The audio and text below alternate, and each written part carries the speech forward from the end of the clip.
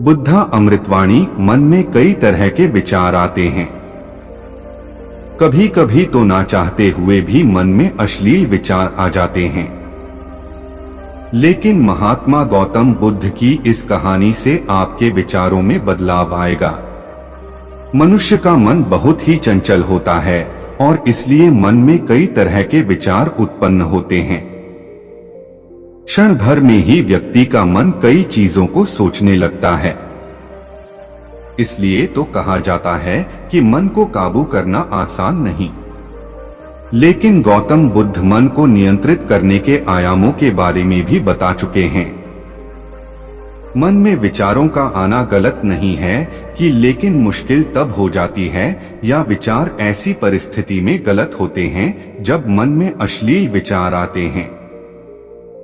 कभी कभी तो ना चाहने के बावजूद भी मन में अश्लील विचार आते हैं। अगर आपके मन में भी ऐसे विचार आते हैं तो गौतम बुद्ध की इस कहानी से आपके विचारों में जरूर बदलाव आएगा। बुद्ध अपने भिक्षुओं को उपदेश देने के साथ ही उन्हें भिक्षाटन के लिए भेजते थे। एक बार उन्होंने अपने भिक्षु भरत को भिक्षा लेने के लिए एक श्राविका के घर भेजा। भरत पूरे रास्ते मन में यह सोचते हुए श्राविका के पास गया कि आखिर आज भिक्षा में क्या भोजन खाने को मिलेगा, क्योंकि भरत चंद्रुवंश के राजकुमार थे और बुद्ध के सानिध्य भिक्षु के रूप में दीक्षित हुए थे। हमेशा भरत को महल में खाने के लिए स्वादिष्ट पकवान मिलते थे, लेकिन आज भिक्षा के रूप में उसे जो भी मिलेगा संतुष्ट होना पड़ेगा। श्राविका के घर पहुंचकर भरत ने भिक्षा मांगी।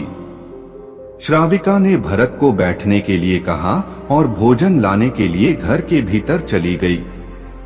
इधर भरत फिर से अपने प्रिय भोजन के बारे में सोचने लगे और जैसे ही श्राविका भोजन लेकर आई तो भरत अचंभित रह गए। भरत ने देखा कि श्राविका ने उनके लिए उनके पसंदीदा पकवान परोसे हैं और अपने प्रिय भोजन को देखकर वह खुश हो गए। भोजन ग्रहण करते हुए भी भरत सोच रहे थे कि महल में तो उन्हें भोजन के बाद विश्राम करने की आदत है, लेकिन आज उन्हें भोजन के बाद वापस तेज धूप में चलकर आश्रम जाना होगा। लेकिन भोजन के बाद श्राविका ने भरत को कुछ समय के लिए विश्राम करने का आग्रह किया। भरत फिर से खुश हुए कि आखिर आज उनके मन की सारी इच्छाएं कैसी पूरी हो रही है। इसके बाद भरत कुछ देर विश्राम करने लगे, लेकिन विश्राम करते हुए भी लेटे लेटे वह सोचने लगे कि आज तो मुझे भोजन के बाद विश्राम करने को मिल गया, लेकिन ऐसा रोज रोज नहीं होगा।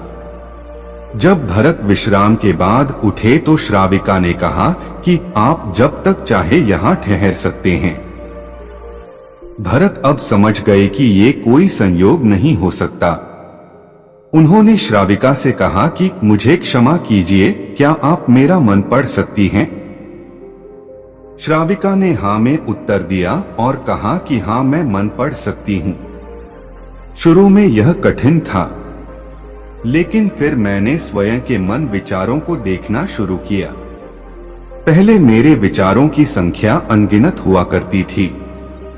इसके बाद मैंने विचारों पर ध्यान केंद्रित किया, बिना पक्ष विपक्ष के अपने विचारों को देखने लगी। इस तरह से धीरे धीरे मेरे मन में विचारों की संख्या कम होती गई और सारे व्यर्थ विचार दूर हो गए। इसके बाद से ही मैं दूसरों के मन में चल रहे विचार को पढ़ लेती हूँ। हालांकि श्राविका की बात सुनकर भरत घबरा गए। इसके बाद भरत ने श्राविका से आज्ञा ली और आश्रम के लिए निकल पड़े। रास्ते में भी भरत फिर से मन में आए विचारों का स्मरण करने लगे कि श्राविका के बारे में उसके मन में अश्लील विचार भी आए थे।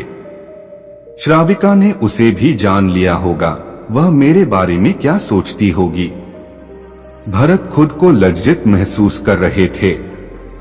भरत ने आश्रम पहुंचकर गौतम बुद्ध से कहा कि अब मैं कभी भिक्षाटन के लिए नहीं जाऊंगा। बुद्ध ने भरत को पास बुलाया और कहा कि क्या हुआ है, तुम मुझे सारी व्यथा बताओ। भरत ने सारी बातें बुद्ध को बताई।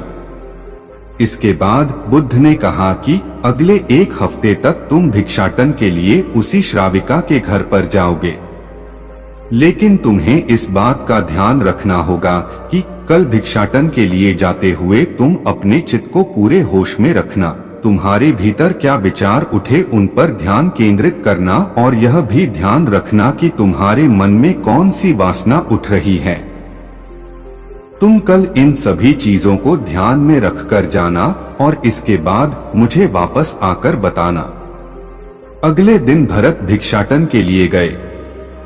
बुद्ध के बताए अनुसार वह पूरे रास्ते अपने होश को जागृत रखते हुए चल रहे थे। जब श्राविका का घर आया तो भरत ने भिक्षा मांगी। उसके भीतर कोई वासना नहीं थी और ना ही कोई विचार उत्पन्न हो रहे थे, क्योंकि उसने अपने मन को पूरी तरह जागृत रखा था। भरत ने भिक्षा ली और आश्रम चला गया।